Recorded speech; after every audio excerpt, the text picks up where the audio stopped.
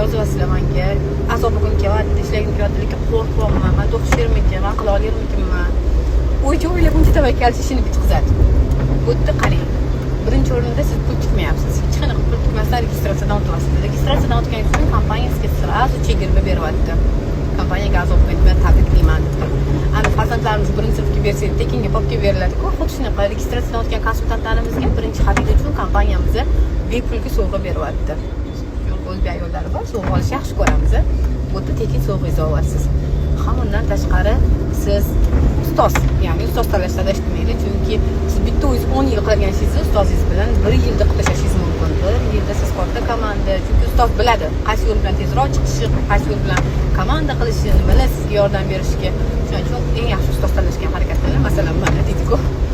Va azob bilaman deb yozayotganlar hammanglar uyga borib javob yozaman. Hammanglarni azob qilaman, o'zbeklar. Komanda